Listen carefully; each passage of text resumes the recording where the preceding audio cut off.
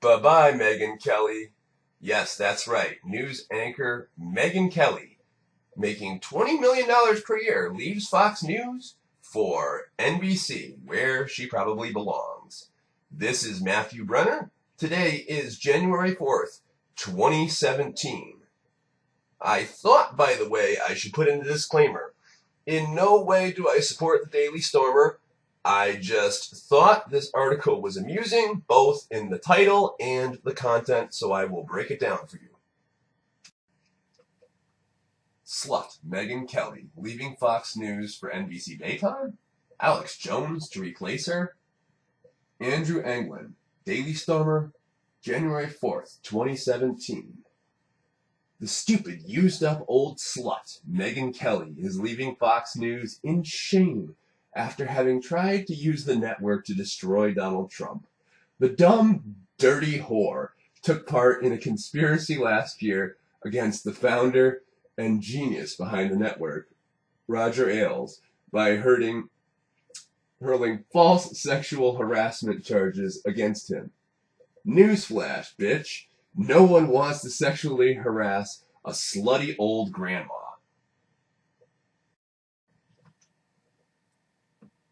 Megyn Kelly's decision to jump to NBC, which serves as a capstone of sorts to what was, by far, the most tumultuous year in history of Fox News, leaves the network scrambling to figure out what to do with its primetime lineup, the highest rated on cable news. In a statement confirming her departure, Rupert Murdoch was positive, if succinct. We thank Megyn Kelly for her 12 years of contributions to Fox News. We hope she enjoys tremendous success in her career, and we wish her and her family all the best. Fox agreed to let Kelly anchor her program for the remainder of the week, scheduling her last show for January 6th. Greta Van Susteren, who left last year, by contrast, was out at the channel the same day she gave her notice to network executives. Now Fox News needs to chart its course in primetime. Sean Hannity's ratings are on the rise at 10 p.m., following the election of his friend, President-elect Donald Trump, while 8 p.m. host Bill O'Reilly is still debating whether he stays or follows Kelly out the door when his contract is up this summer.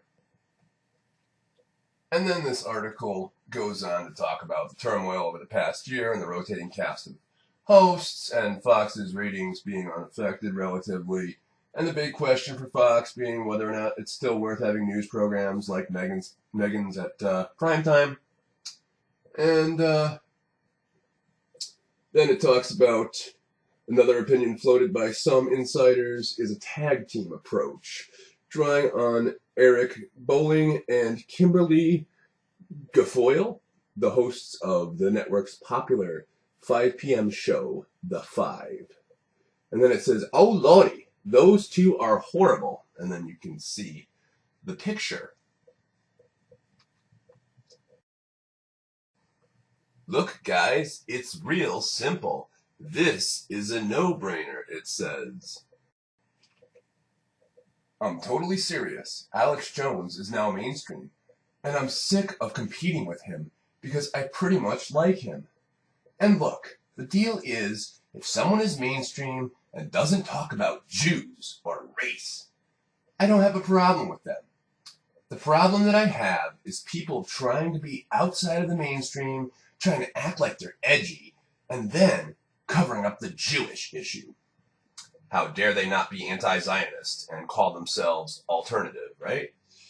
That's my editorializing. Alex Jones moving to Fox News would solve my problem and his. He could become the mainstream, and the far-right alternative media could continue talking about race and Jews. It's a win-win situation. The big win-win. I don't know if the move would be financially beneficial to Jones or not. Probably not. I don't really have any idea, though. Apparently you don't.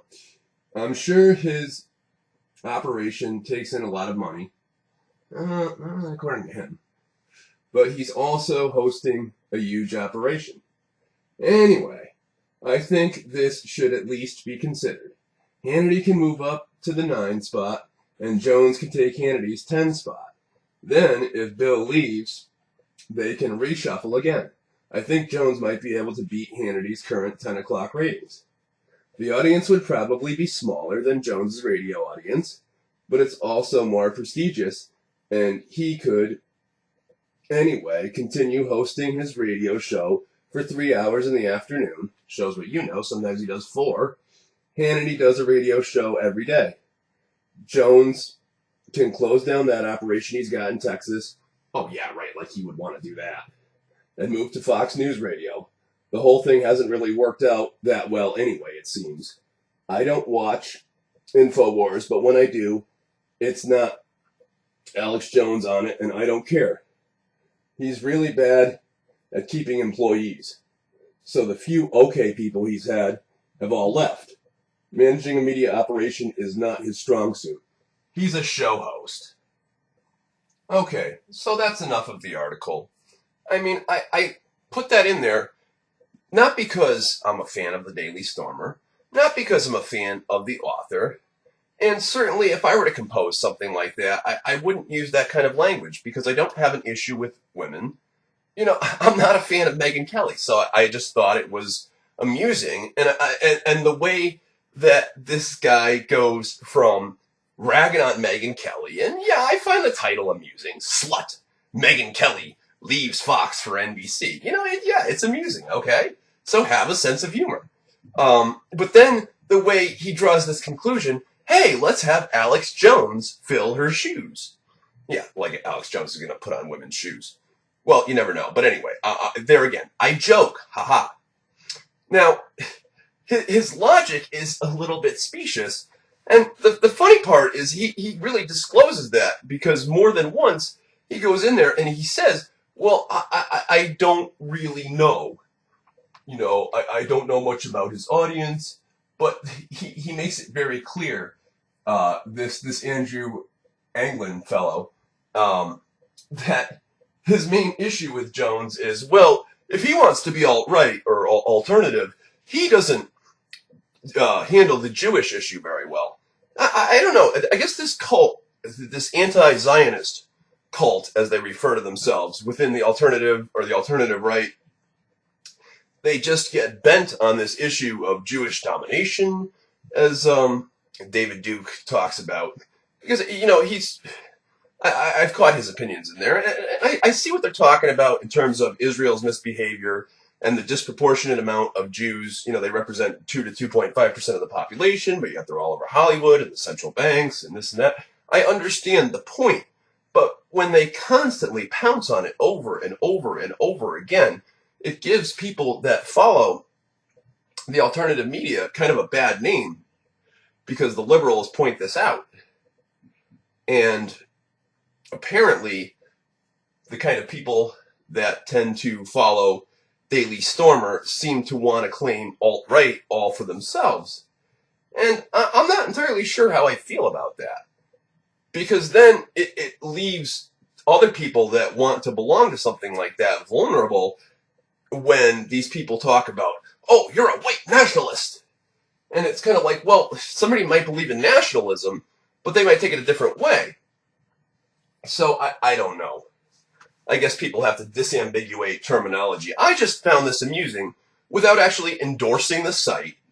And it was more like his leap of logic, the way he's like, oh, we'll just replace Megyn Kelly with Alex Jones. I'd like to end with this Mark Dice video. I love his petitions and such. But check this out. Have a nice day. What's more, please don't forget, if you like the videos that I put together, you can like, subscribe to the channel, share them, and as I said, I do not consider myself a supremacist. I am not a racist. I have all kinds of different friends of different religions, different ethnic backgrounds, and I wanted to clarify that. It's not as though I visit sites like Daily Stormer all the time. I just mainly posted this and put this together because I do not like Megyn Kelly. I thought she did a genuine disservice to Donald Trump. And you know what? If you want to go over to the real mainstream media and deliver fake news on NBC, good riddance. Have fun, Megyn Kelly. Bye-bye. See you later. Here's Mark Dice. Megyn Kelly is leaving Fox News and going where she belongs, over to NBC News, nothing but crap, where she could join Brian Williams and the rest of the fake news and liberal media lunatics because, as many people have suspected for some time now, she is a liberal. You couldn't pay me enough to go and work for NBC News, but Megyn Kelly is going to earn a reported $15 to $20 million a year to turn and work for the dark side. Bye-bye, Megyn. You won't be missed. And it's about time that Tomi Lahren moves over to Fox News anyway and leaves that sinking ship of Glenn Beck's The Blaze, which she obviously has far outgrown. $20 million a year! How much money do you need? Obviously, she needs a lot, because if you've been watching her show over the last month and a half, you would know that she plugs her stupid book, Settle for More, every single day. The book should have been called Pay Me More, because that's all she wants. The book came out November 15th, and every single day she couldn't get through a show without plugging it. Even after Christmas, even with fill-in hosts, even in the new year, they're still plugging your stupid book. Over Christmas and New Year's, as you may know, most of the big television hosts take a week or two off, and so even the poor fill-in hosts had to plug her pathetic book and read tweets every night from people telling the audience what the readers are saying. Look, Megyn, if you need money that bad, start a Patreon account. Let's do the math. $20 million divided by 12 months out of the year is $1.6 million a month. Divided by 4 weeks in a month, that's $416,000 a week. Divided by 5 days, which she does her show, that's $83,000 per episode. This is great. NBC, nothing but crap, can pay her the $20 million as they continue to lose more and more viewers. So long, Megyn Kelly. You're almost menopausal anyway, and there's a whole group of young, talented, and beautiful conservatives that are ready and able to take your place. Women like Tomi Lahren, Madison Graciato, Lauren Southern, Roaming Millennial, and others. So we'll see you later, Smelly. I'm Mark Dice. Thanks for watching. Subscribe to my channel here if you're new. We're almost at 1 million subscribers. Check back every day for new reports as we continue to pound the nails in the coffin of the liberal mainstream media. So I'll see you soon.